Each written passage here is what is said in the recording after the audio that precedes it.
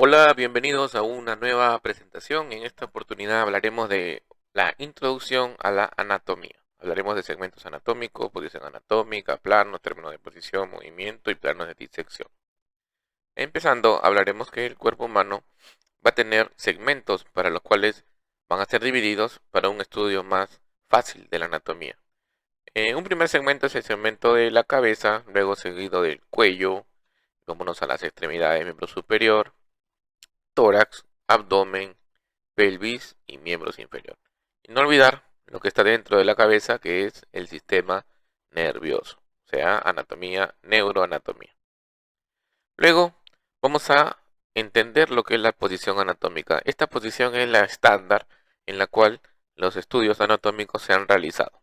¿Cuál es la posición anatómica ideal o normal?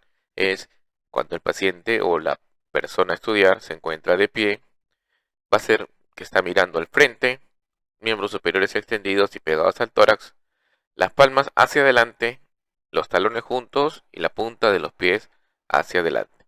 Por lo tanto, cada vez que uno hace alguna descripción anatómica, el cuerpo humano se encuentra en esta posición.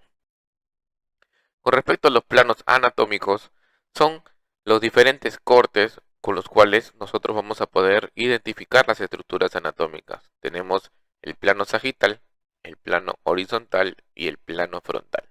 Eso es lo que vamos a detallar en este momento.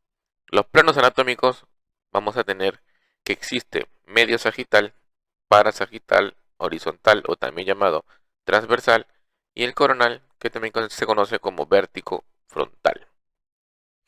Hablaremos del plano medio sagital donde vamos a ver el cuerpo humano dividido por una línea que va por la parte media y va a dividir el cuerpo en dos partes iguales. Ese es el plano medio sagital. Y con respecto al plano parasagital, va a ser una línea que divide el cuerpo en dos partes desiguales y va en sentido vertical. Ese es un plano parasagital. La diferencia es que el medio sagital son partes iguales y el parasagital son partes diferentes.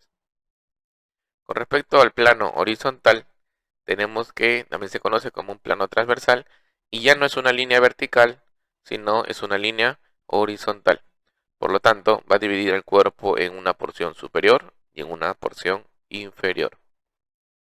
Y con respecto al plano coronal, imaginemos que este es un paciente o una persona que está de costado y vamos a trazar una línea vertical, pero ya va a dividir el cuerpo en una posición anterior, que está por delante de la línea, y una posición posterior por detrás de la línea.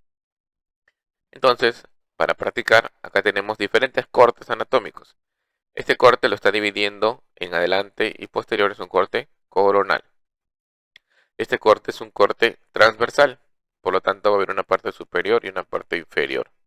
Este corte es un corte sagital que está dividiendo la cabeza en dos partes iguales.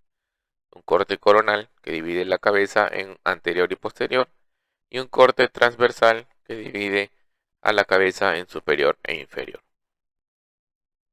¿Por qué es importante estudiar estos términos de posición, de planos anatómicos? Porque los estudios anatómicos en la descripción vamos a tener, por ejemplo, cara superior e inferior, borde externo, borde interno, vamos a tener extremidad interna, externa, anterior, posterior. Por lo tanto, estos términos deben ser bien detallados para poder entender el estudio anatómico de cualquier estructura. Vamos a ver que los términos de posición vamos a tener, por ejemplo, en posición superior y posición inferior. En términos simples, lo superior es lo que está más cerca a nuestra cabeza y lo inferior lo que está más lejos de la cabeza. Por ejemplo, el párpado superior y el párpado inferior. Vamos a ver el término de anterior y posterior. ¿Qué significa anterior? Significa delante de y posterior detrás de. Por ejemplo, tenemos el arco anterior y el arco posterior. El arco anterior está delante del cuerpo vertebral o de la vértebra y el arco posterior está por detrás de la vértebra. El término proximal y distal. Proximal significa más cerca al tronco o su origen y el distal más lejos del tronco o su origen. Por ejemplo, tenemos la falange distal y la falange proximal. ¿Cuál está más cerca a su origen? La falange proximal. ¿Y cuál está más lejos? la falange distal. Entonces, esos términos son importantes para la descripción anatómica. Aquí, por ejemplo, superficial y profundo. ¿Qué significa lo superficial? Es lo que está más cerca a la piel y lo profundo más lejos de la piel.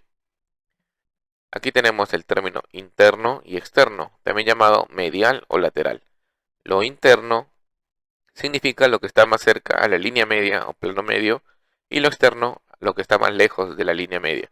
Por ejemplo, ya acá tenemos la línea media de la órbita, tenemos este músculo que es un recto interno y este músculo que es un recto externo. Está más cerca a la línea media y está más lejos de la línea media. Y tenemos los otros términos ipsilateral y contralateral.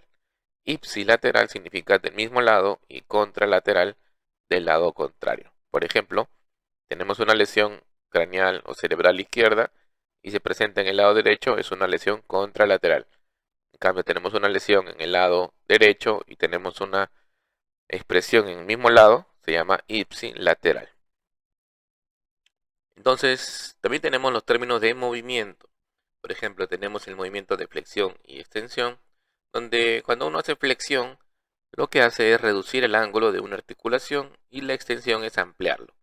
Aquí tenemos los ejemplos. Si yo voy a hacer flexión del codo, voy a hacer reducción del ángulo y extensión del codo, voy a hacer incremento del ángulo, como podemos ver aquí en los gráficos.